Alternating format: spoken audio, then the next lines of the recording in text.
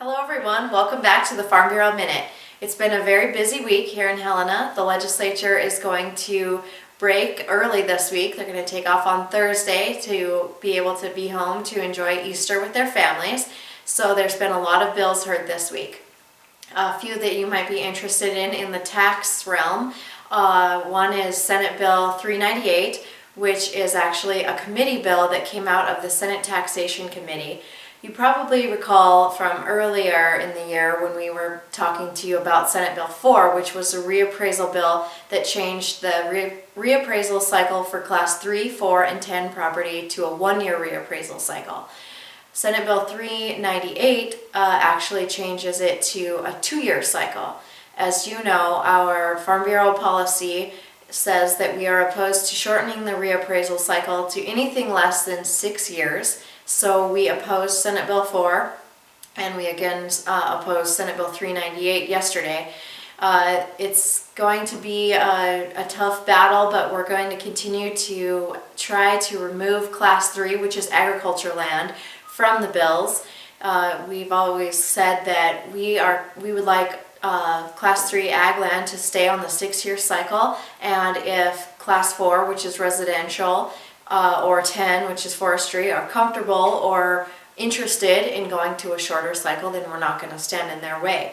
But this will continue to be an issue, and we'll continue to work on it.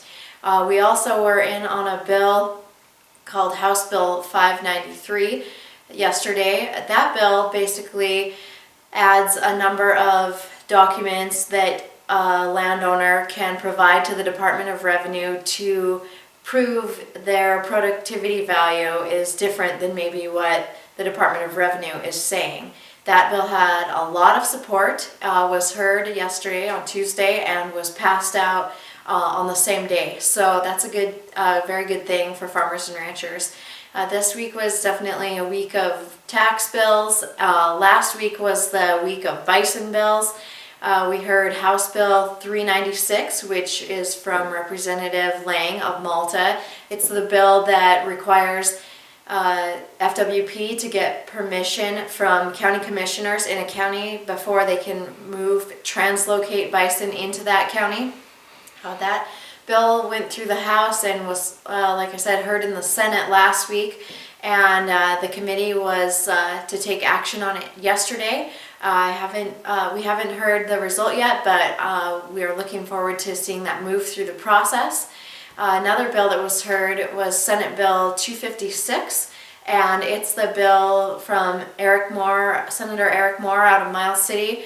It says that the Department of Fish, Wildlife, and Parks has to estimate costs of damages that wild and free-roaming bison might cause if they were to get out of their containment, and it also makes them liable for these damages if that event does happen. Of course, we supported that bill.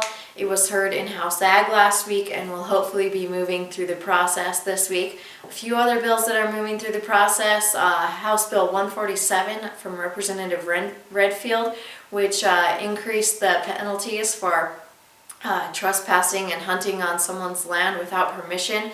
The old fine was actually $25 for your first offense. This simply changes it to $135. There's some other upped fines and penalties for second and third offenses. Good bill, hopefully will help to improve landowner and sportsman relationships. It actually passed out of the Senate Fish and Game Committee unanimously yesterday, so that's good news, and it will be moving through the process.